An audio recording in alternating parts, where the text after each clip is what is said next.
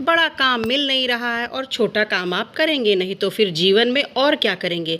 आज बहुत से लोग के पास परिवार है, यार दोस्त हैं, उनका सपोर्ट है, लेकिन अगर ये सपोर्ट नहीं रहा तब क्या करेंगे आप? तब यही टाइम जो आप वेस्ट कर रहे हैं ना, ये आपको खून के आंसू रुला देगा और दुनिया के लोग हंसेंगे आप पर कि आप अपनी बर्बादी का तमाशा खुद देखेंगे। समझदार लोग किसी काम को छोटा या बड़ा नहीं समझते।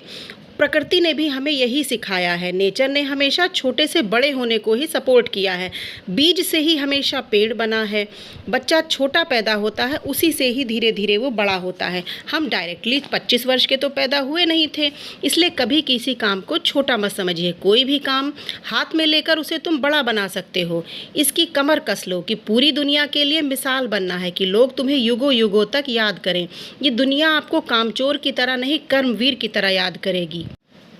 तो जहाँ हो वहीं से शुरू करो, जैसे हो वैसे ही शुरू करो, बस शुरू करो। बड़े से बड़े या छोटे से छोटे में अंतर मत करो, बस छोटे से काम से ही शुरू करो। स्वामी विवेकानंद जी ने कहा है, कोई काम छोटा नहीं है। यदि मनपसंद काम मिल जाए तो मूर्ख भी उसे पूरा कर लेते हैं, किंतु बुद्धिमान इंसान वही है जो हर काम को अपने लिए पसंद का बना ले और उसी काम में रम जाए। एक बहुत बड़ी रुकावट हमारे कुछ भी ना करने में होती है कि हम करना तो चाहते हैं लेकिन नहीं कर पाते। वो जानते हैं क्या है? हमारे जीवन का सबसे मीठा दुश्मन है आलस। ये आपसे बोलेगा, अरे भाई अगर थक गए हो तो आराम कर लो, क्यों शरीर के साथ ज़बरदस्ती कर रहे हो, शरीर खराब कर रहे हो, बैल की तरह लगे रहे हो, थोड़ा आराम कर लो, काम तो रोज़ ही करना है। ये है तो आपका वास्तविक दुश्मन, लेकिन आपसे इतना मीठा बोलेगा कि आप इसके झांसे में आ जाएगा। इसी झांसे की वजह से सोचिए, खरगोश जैसा फास्ट फॉरवर्ड जानवर कछुए जैसे स्लो जानवर से हार जाता है। क्यों? क्योंकि उसे आलस घेर लेता है। खरगोश को जब आलस ने घेर लिया, उसने सोचा लो थोड़ा सा आराम कर लेता हूँ, लेकिन कछुआ स्लो होकर भी निरंतर प्रयास करता रहा और जीवन में आगे बढ़ता रहा और उसने रेस में विजय प्राप्त कर ली। आलस से बड़ा हमारा कोई दुश्मन नहीं है। इसे तुरंत मार डालो और दौड़ो, अपने लक्ष्य के लिए आगे दौड़ो। दौड़ नहीं सकते तो चलो, चल नहीं सकते तो रेंगो, बस बैठो मत, क्योंकि रेंगने वाला भी धीरे धीरे ही सही अपने लक्ष्य पर एक ना एक दिन ज़रूर पहुंच जाता है। क्योंकि अगर तूने कर्म नहीं किया तो तेरा जीना बेकार है। कुदरत ने तुझे वो सब कुछ दिया है, लेकिन कुदरत कहती है कि कर्म कर और जो चाहता है वो हासिल कर ले, मुझसे ले ले। तेरे ज़रूरत की हर चीज़ यहाँ मौजूद है। तेरे मन में जो इच्छाएं जन्म लेती रहेंगी, लेकिन कर्म करके ही तू अपनी सारी इच्छाओं को पूरा कर सकता है। और हाँ, सावधान रहना, अगर तूने कर्म नहीं किया तो तुझे कुछ भी हासिल नहीं होगा। फिर एक दिन मैं तुझे ऐसे ही बुला लूँगी खाली हाथ। जैसा तू खाली हाथ आया था वैसे ही खाली हाथ चला जाएगा। पृथ्वी का सारा वैभव तुझे धरती पर ही छोड़कर वापस आना होगा और मेरे 2 दूत सुख और दुख सदैव तेरे साथ विद्यमान रहेंगे। तू जैसा कर्म करता रहेगा वैसे तुझे फल मिलता रहेगा। And this is called the magic of nature.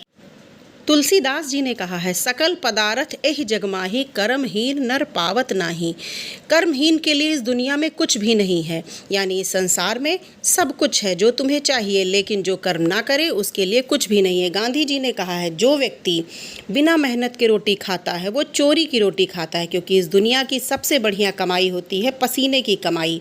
और स्वाभिमानी व्यक्ति कभी भी दूसरों की मेहरबानियों पर जिंदा नहीं रहता।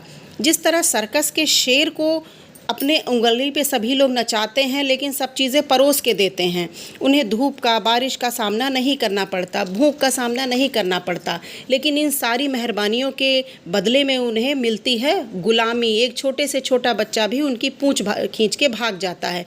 शेर वो पैदा तो होते हैं, लेकिन उनका पूरा जीवन कुत्ते की तरह होता है। और वहीं जो शेर जंगल में रहता है वो राजा की तरह रहता है और पूरे जंगल पे राज करता है। वो अपने बाहुबल के बल पे वो शिकार करता है और उसके रुतबे को देख के सारे जानवर उसको राजा मानते हैं। तो ये जो मेहरबानियाँ या जो चीज़ें हमें फ्री में मिलती हैं वो हमें पूरी तरह जकड़ के अपना गुलाम बना लेती है, क्योंकि कुछ पाने के लिए तो कुछ खोना ही पड़ता है। राह संघर्ष की जो चलता है वही संसार को बदलता है। जिसने रातों से जंग जीती है सूर्य बन के वही चमकता है। आप खुद का एनालिसिस करिए कि सबसे बढ़िया आपके अंदर कौन सी चीज़ है जिसे आप कैरियर के रूप में अपना सकते हैं। आप जब अपना एनालिसिस करेंगे तो पक्का आप कुछ ना कुछ ऐसा पाएंगे जो आप कैरियर के रूप में अपना लें, क्योंकि हर इंसान में कोई ना कोई खूबी ज़रूर होती है। उसके बाद आप अपने उस स्किल पे फोकस करिए, उसको वक्त दीजिए, क्योंकि जब हम किसी भी चीज़ को वक्त देते हैं तो वो चीज़ ऑटोमेटिक हमारी हो जाती है और हम उसमें पारंगत हो जाते हैं। किसी भी चीज़ को जब हम बार बार रिपीट करते हैं तो उसको करने की हमारी स्पीड बढ़ जाती है और बहुत बेहतर तरीके से धीरे धीरे वो चीज़ हम कर लेते हैं। और एक दिन ऐसा आता है कि हम अपनी फील्ड के मास्टर बन जाते हैं और उस क्षेत्र में हम विजयी हो जाते हैं। किसी भी काम में कंसिस्टेंसी तभी आएगी जब तुम्हें पता है कि तुम जो कर रहे हो वो तुम्हारे इंटरेस्ट। अब यहाँ इंटरेस्ट भी इतना मायने नहीं रखता है। बस अपने आप से एक सवाल करना कि जो काम तुम कर रहे हो वो क्यों कर रहे हो। क्या अपने किसी के लिए कर रहे हो या सिर्फ अपने लिए कर रहे हो। जब आप अपने माता पिता या अपने परिवार की तस्वीर अपने सामने लाएंगे तो आप में ऑटोमेटिक एक ऐसी मोटिवेशन और एनर्जी भर जाएगी कि मैं उनके लिए कर रहा हूँ, जो मेरे जीवन में मेरी जान से भी ज़्यादा बहुमूल्य है, मैं उनके लिए कार्य कर रहा हूँ। फिर आप देखेंगे कि किसी काम में आप कैसे ऑटोमेटिक अपने आप को झोंक देंगे।